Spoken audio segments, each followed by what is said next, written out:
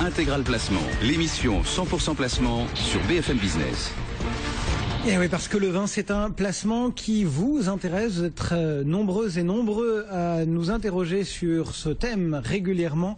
Et donc, des experts se succèdent pour analyser un petit peu ce mode de placement. Thierry Godet vient de nous rejoindre. Bonjour Thierry. Bonjour. Le patron de Cavissima.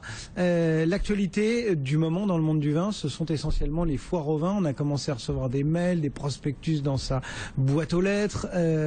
Qu'est-ce qu'on peut en penser? Est-ce que ça constitue encore aujourd'hui finalement un endroit où on peut faire des affaires, où on peut faire de bons placements dans ces foires au vin? Alors, faire des affaires, oui, ça c'est clair, c'est une véritable affaire commerciale, hein, la foire au vin. L'idée, c'est de faire venir dans les hyper, dans les supermarchés, une clientèle. Hein. N'oublions pas une chose, c'est que la vente de vin, le circuit de distribution majeur en France, c'est l'hypermarché. Donc l'hypermarché fait des offres commerciales tout à fait intéressantes pour faire venir dans ces magasins les clients.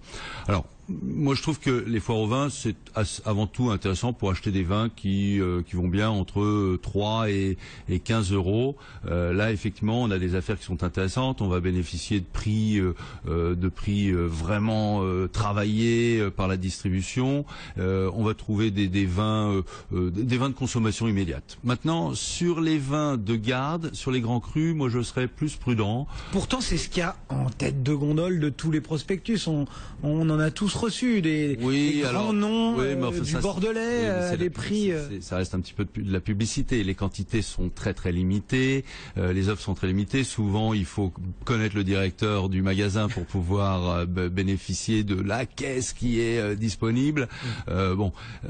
Voilà. Et puis après, sur des millésimes qui sont un petit peu plus anciens, moi je serais un peu méfiant parce que on ne connaît pas l'origine de ces produits, on ne sait pas comment les vins ont été conservés avant d'être mis en rayon. Voilà, c'est quand même le mode de distribution du grand cru est pas vraiment adapté. Donc la foire au vin, c'est de la consommation, c'est pas du placement. C'est pas du placement, non, je pense pas, non. Bon, il y a une vraie autre question d'actualité sur ce monde du placement du vin, c'est la vendange 2013, les vendanges 2013, et chacun y va de son petit pronostic, de son petit commentaire.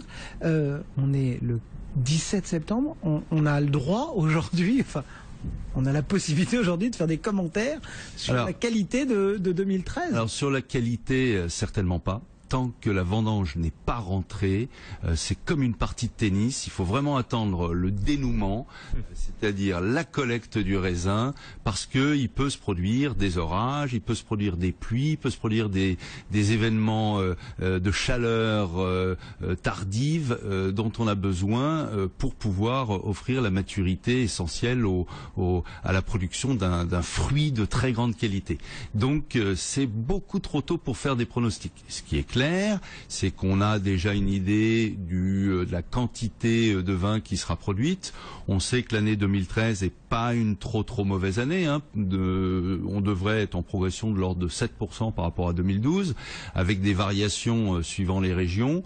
Il y a quelques régions qui sont assez heureuses pour l'instant. C'est la Champagne, éventuellement la Corse ou le Beaujolais, dans les régions dans lesquelles ça se présente bien. L'état sanitaire est plutôt beau. Mais de façon générale, il faut rester prudent. Vous savez, les vignerons sont actuellement très tendus. Il faut, c'est la seule, c'est la production annuelle. C'est maintenant que tout se passe, et je pense qu'il faut laisser les choses faire. Ok, on va pas leur tirer une balle dans le pied. Ceci dit, on entend beaucoup que ce seront des vins assez peu alcoolisés. Certains vins mériteraient même qu'on y ajoute un peu de sucre cette année. Bon, certes, le match n'est pas terminé, mais pour l'instant, ça se présente pas très bien en termes de qualité. Vous allez me dire, ça dépend des cépages, évidemment, mais globalement. Alors, c'est vrai que la météo a été un peu complexe, mais tout se joue dans les 15 derniers jours. N'oublions pas une chose, c'est qu'en Bourgogne, notamment, la vendange sera exceptionnellement tardive et devrait se dérouler dans les derniers jours du mois de septembre. Il reste encore 2 bonnes semaines, et ces 2 semaines sont stratégiques justement pour le mûrissement du fruit. Voilà donc pour les 2 thèmes qui étaient bien évidemment d'actualité en cette rentrée. Il y a un autre événement qu'on avait j'avais envie d'évoquer avec vous. Et là, on revient vraiment sur le domaine du placement, puisque ce sont de grands noms qu'on va évoquer. Pavie, Angélus, on est en Bordeaux, bien évidemment. Il y a 12 mois, ces deux grands noms sont rentrés dans le sacro-saint premier grand cru classé A. Est-ce que c'est toujours des opportunités d'aller investir comme ça sur ces Saint-Émilion ? Alors, de façon générale, oui, le Saint-Émilion Grand Cru, le premier Grand Cru classé A et le premier Grand Cru classé B sont des produits qui rentrent dans la catégorie vin d'investissement. Moi, ce que je voulais faire, c'était un petit bilan, 12 mois après leur entrée, parce que ce qu'il faut savoir, c'est que le classement se rejoue une fois tous les 10 ans. La porte s'est ouverte pour ces deux châteaux. Ils ont rejoint la cour très fermée des châteaux qui étaient classés, avec notamment Château Cheval Blanc et Ozone. Donc on se souvient d'une chose, c'est qu'il y avait un énorme différentiel de prix entre d'une part Cheval Blanc et Ozone, dont les prix varient entre 300-400 euros et sont même montés à 1300 euros pour le millésime 2010. Et puis les châteaux Angélus et Pavie, dont les prix ont évolué et ont grimpé progressivement pour atteindre sur le millésime 2010 en prix de sortie 260 euros. Donc aujourd'hui on a affaire encore à une fracture entre les prix de Cheval Blanc et Ozone d'un côté et Pavie et Angélus de l'autre, et on a une progression. Ça veut dire qu'on peut encore les jouer? Alors, on peut encore les jouer, mais je serai assez prudent sur certaines choses. Frédéric Durand-Bazin. Je vais juste rajouter un point. Effectivement, c'est assez intéressant de voir qu'il y a encore aujourd'hui un différentiel de prix entre les historiques, les classages historiques et puis les deux nouveaux. Ceci dit, sur la sortie primeur 2012, on a assisté quand même à un phénomène assez intéressant, c'est que tous les prix des grands crus ont baissé, liés effectivement à la qualité du millésime, on va dire, sauf ces deux châteaux, sauf Angélus et Pavie, qui ont vu leur prix continuer à monter.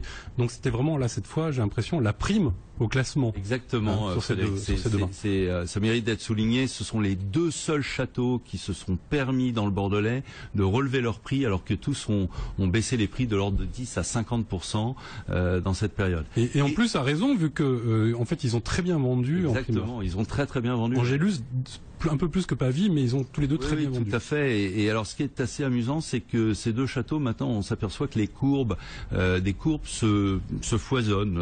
Voilà, elles sont et puis elles s'épousent et comme les deux propriétaires d'ailleurs. Exactement, qui étaient pas forcément très amis et qui sont aujourd'hui les meilleurs amis du monde. Effectivement. Et en fait, leur objectif est clair, c'est faire remonter la valeur de la marque. C'est ça qui est intéressant dans l'investissement dans le vin. Eh bien, avant que ça remonte, c'est peut-être le moment d'aller faire des affaires et de placer sur ce Pavie et cet Angélus. Merci beaucoup en tout cas Thierry Godet, patron de Cavissima, régulièrement à nos côtés pour vous faire vivre ce monde du vin. Et le cas